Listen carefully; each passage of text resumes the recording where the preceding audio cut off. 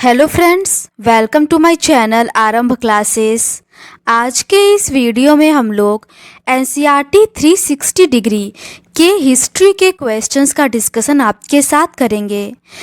इस बुक में एनसीईआरटी के पेज बाय पेज क्वेश्चंस दिए हुए हैं। तो बिना देर किए चलिए आज का ये वीडियो शुरू करते हैं। क्लास 6 के चैप्टर 7 तक का डिस्कशन हम लोगों ने इस सीरीज़ के प्रीवियस पार्ट में कर लिया है। आज हम लोग उसके आगे के क्वेश्चंस का डिस्कशन आपके साथ करेंगे। आगे के प्रश्न चैप्टर 8 गांव, शहर और व्यापार से संबंधित है। पहला प्रश्न है, भारतीय उपमहाद्वीप में लोहे का प्रयोग लगभग कितने वर्ष पूर्व हुआ? इसका सही आंसर है ऑप्शन सी, 3000 वर्ष पूर्व।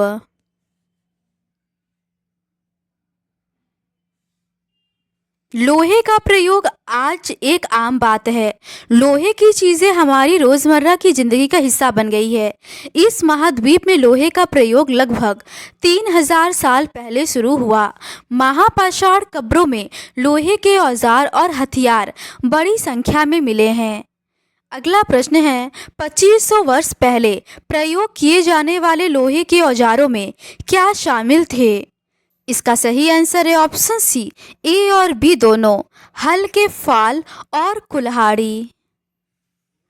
करीब 2500 वर्ष पहले लोहे के औजारों के बढ़ते प्रयोग का प्रमाण मिला है।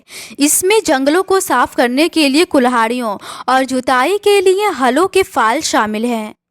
अगला प्रश्न है, निम्नलिखित में से सही कथन का चयन करें। पहला है, तमिल क्षेत्र में बड़े भूस्वामियों को वेल्लाला कहा जाता है। दूसरा है, तमिल क्षेत्र में भूमिहीन मजदूरों को अधिमई कहते हैं। तीसरा है, तमिल क्षेत्र में साधारण हलवाहों को दास केडिसियार कहा जाता है। इसका सही आंसर है ऑप्शन बी, पहला और दूसरा सही है। इस महाद्वीप के दक्षिणी तथा उत्तरी हिस्सों के अधिकांश गांवों में कम से कम 3 तरह के लोग रहते हैं। तमिल क्षेत्र के बड़े भूस्वामियों को वेल्लला, साधारण हलवाहों को अधिमई कहते हैं। उड़वार और भूमिहीन मजदूर छह दास कडेसियार और अधिमई कहलाते थे। अगला प्रश्न है, भारत के उत्तरी गांव क्षेत्र के गांव के प्रधान को डैश कहा जाता है। इसका सही आंसर है ऑप्शन सी, ग्राम भोजक। देश के उत्तरी हिस्से में गांव का प्रधान व्यक्ति ग्राम भोजक कहलाता था। अक्सर एक ही परिवार के लोग इस पद पर कई पीढ़ियों तक बने रहते थे, यानी कि यह पद आनुवांशिक था। अगला प्रश्न है, निम्नलिखित कथनों में असत्य कथन को लिखें। इसका सही आंसर है ऑप्शन बी, यह पद आनुवांशिक पद नहीं था। ये गलत है, ये आनुवांशिक पद था। देश के उत्तरी हिस्से में गांव के प्रधान व्यक्ति को ग्राम भोजक कहते थे। ये सही है। ग्राम भोजक के पद पर आमतौर पर गांव का सबसे बड़ा भूस्वामी होता था। ये भी सही है। और ग्राम भोजक अतिरिक्त प्रभावशाली होने के कारण कर वसूलने का कार्य भी यही करते थे। ये भी सही है। देश के उत्तरी हिस्से में गांव का प्रधान व्यक्ति ग्राम भोजक कहलाता था। अक्सर एक ही परिवार के लोग इस पद पर कई पीढ़ियों तक बने रहते थे, यानी कि यह पद आनुवांशिक था। ग्राम भोजक के पद पर आमतौर पर गांव का सबसे बड़ा भूस्वामी होता था। साधारणतः इसकी जमीन पर इसके दास और मजदूर काम करते थे। इसके अतिरिक्त प्रभावशाली होने के कारण प्रायः राजा भी कर वसूल का काम इन्हें ही सौंप देते थे। ये न्यायाधीश का और कभी कभी पुलिस का काम भी करते थे। अगला प्रश्न है, उत्तर भारत स्वतंत्र कृषक को डैश कहा जाता है। इसका सही आंसर है ऑप्शन ए, गृहपति। ग्राम भोजकों के अलावा अन्य स्वतंत्र कृषक भी होते थे जिन्हें गृहपति कहते थे। इनमें ज़्यादातर छोटे किसान ही होते थे। इसके अतिरिक्त कुछ ऐसे स्त्री पुरुष थे जिनके पास अपनी जमीन नहीं होती थी। अगला प्रश्न है, तमिल की प्राचीनतम रचनाओं को डैश कहा जाता है। इसका सही आंसर है ऑप्शन ए संगम साहित्य। तमिल की प्राचीनतम रचनाओं को संगम साहित्य कहते हैं। इनकी रचना करीब 2300 साल पहले की गई। इन्हें संगम इसलिए कहा जाता है क्योंकि मदुरै के कवियों के सम्मेलनों में इसका संकलन किया गया था। गांव में रहने वालों के जिन तमिल नामों का उल्लेख यहाँ किया गया है वे संगम साहित्य में पाए जाते हैं। अगला प्रश्न है, तांबे के सिक्कों पर विभिन्न आकृतियों को ठप्पे से बनाए जाने के कारण डैश कहा जाता है। इसका सही आंसर है ऑप्शन बी आहत। आहत सिक्के सामान्यतः आयताकार और कभी कभी वर्गाकार या गोल होते थे। ये या तो धातु की चादर को काटकर या धातु के चपटे गोलिकाओं से बनाए जाते थे। इन सिक्कों पर कुछ लिखा हुआ नहीं था, बल्कि इन पर कुछ चिन्ह ठप्पे से बनाए जाते थे, इसीलिए ये आहत सिक्के कहलाए। ये सिक्के उपमहाद्वीप के लगभग अधिकांश हिस्सों में पाए जाते हैं और ईसा की आरंभिक सदियों तक ये प्रचलन में रहे। अगला प्रश्न है, मथुरा नगर किसके लिए प्रसिद्ध है। इसका सही आंसर है ऑप्शन डी उपरोक्त सभी। यातायात के लिए, व्यापार करने के लिए और मूर्तियां बनाने के लिए।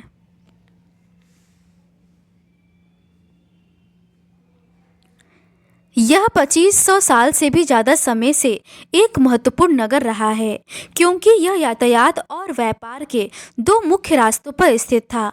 इनमें से एक रास्ता उत्तर पश्चिम से पूरब की ओर, दूसरा उत्तर से दक्षिण की ओर जाने वाला था। शहर के चारों ओर किलेबंदी थी। इसमें अनेक मंदिर थे। आसपास के किसान तथा पशुपालक शहर में रहने वालों के लिए भोजन जुटाते थे। मथुरा बेहतरीन मूर्तियां बनाने का केंद्र था। अगला प्रश्न है, निम्नलिखित में से मथुरा नगर के गतिविधियों का केंद्र होने का कारण है। पहला है, मथुरा एक धार्मिक केंद्र रहा है। यह बौद्ध विहार और जैन मंदिर है। दूसरा है, यह मूर्तियां बनाने का भी केंद्र था। तीसरा है, मथुरा कुशाणों की पहली राजधानी थी। चौथा है, मथुरा अभिलेख में सुनारों, बुनकरों, लुहारों, टोकरी बुनने वाला, माला बुनने वाला और इत्र बनाने वाले का उल्लेख मिलता है। इसका सही आंसर है ऑप्शन सी पहला, दूसरा और चौथा। मथुरा बेहतरीन मूर्तियां बनाने का केंद्र था। लगभग 2000 साल पहले मथुरा कुशाणों की दूसरी राजधानी थी, ना कि पहली। मथुरा एक धार्मिक केंद्र भी रहा है। यहाँ बौद्ध विहार और जैन मंदिर है। यह कृष्ण भक्ति का एक महत्वपूर्ण केंद्र था। व्यापारी तथा शिल्पकार इस प्रकार के दान करते थे। उदाहरण के लिए मथुरा के अभिलेखों में सुनारों, लोहारों, बुनकरों, टोकरी बुनने वालों, माला बनाने वालों तथा इत्र बनाने वालों के उल्लेख मिलते हैं।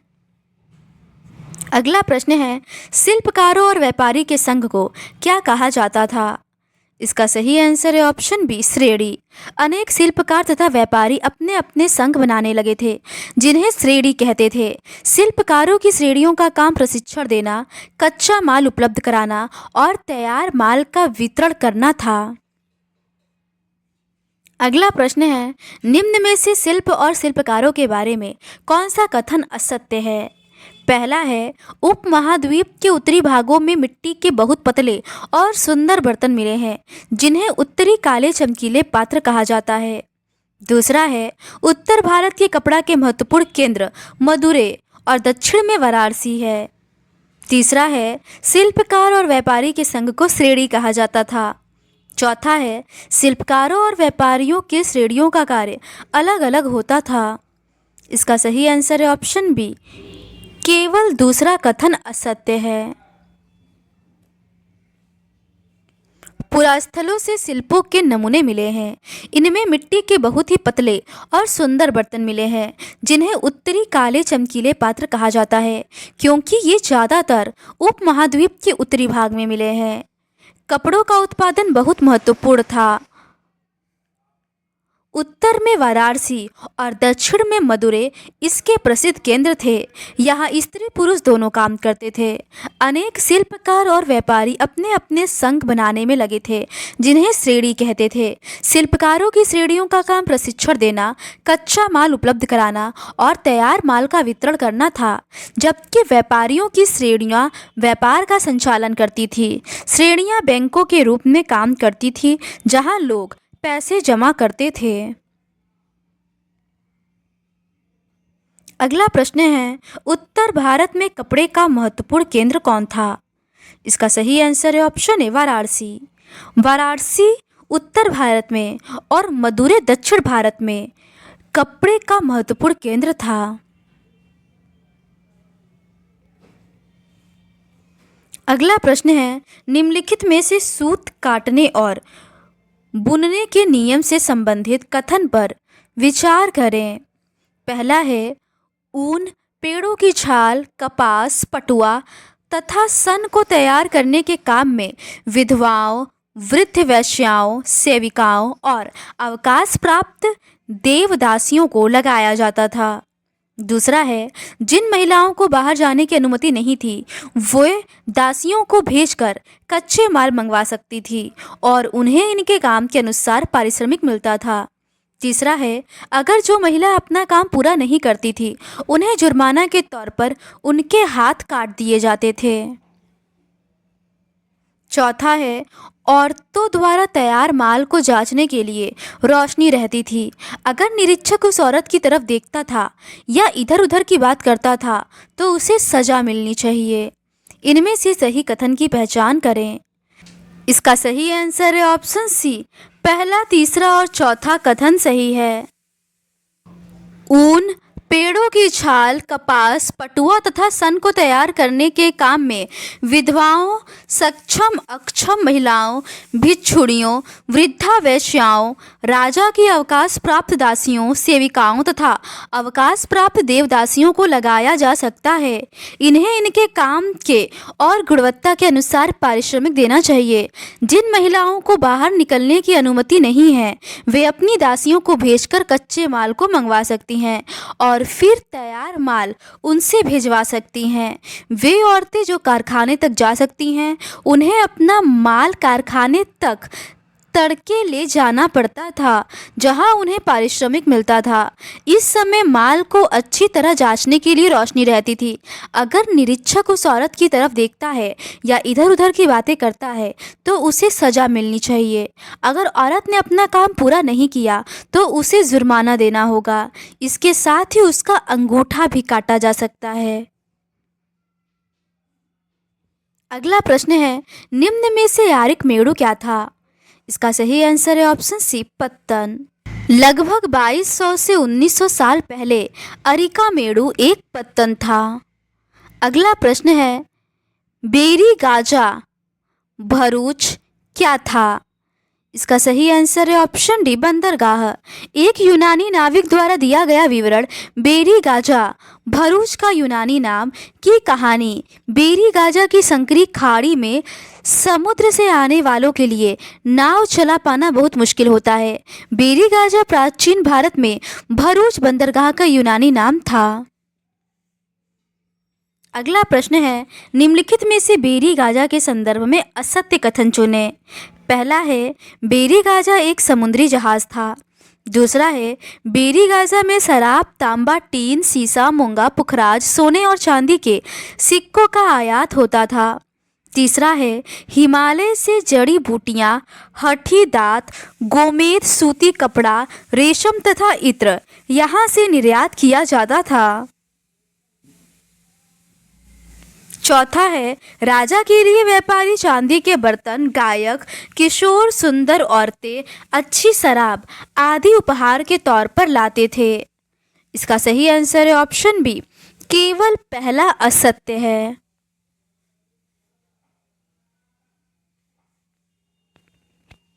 बेरी गाजा की संकरी खाड़ी में समुद्र से आने वालों के लिए नाव चला पाना बहुत मुश्किल होता था। राजा के द्वारा नियुक्त कुशल और अनुभवी स्थानीय मछुआरे ही यहाँ जहाज ला सकते थे। बेरी गाजा में शराब, तांबा, टीन, सीसा, मूंगा, पुखराज, कपड़े, सोने और चांदी के सिक्कों का आयात होता था। हिमालय की जड़ी बूटियां, हाथी दांत, गोमेद, कार्निलियन सूती कपड़ा, रेशम तथा इत्र यहाँ से निर्यात किए जाते थे।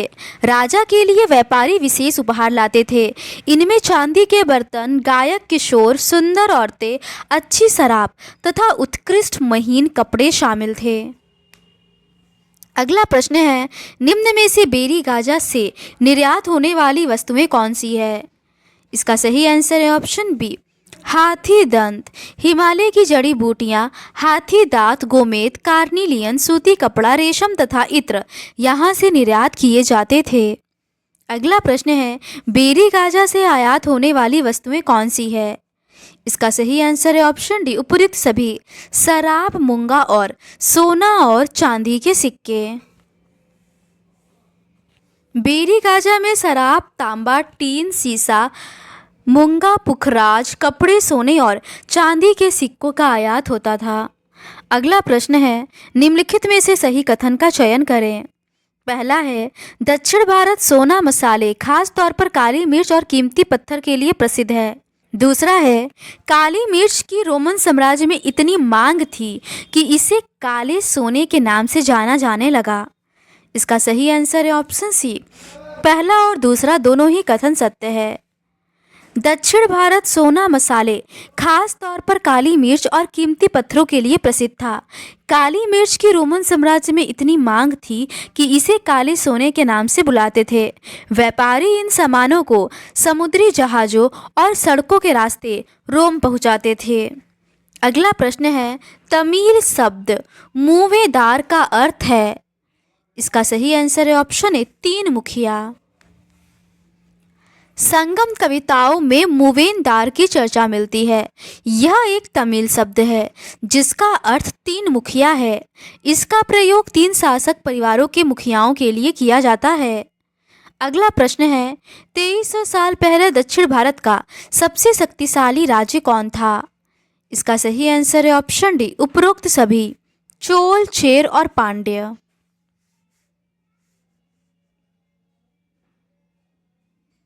संगम साहित्य में मूवेनदार की चर्चा मिलती है।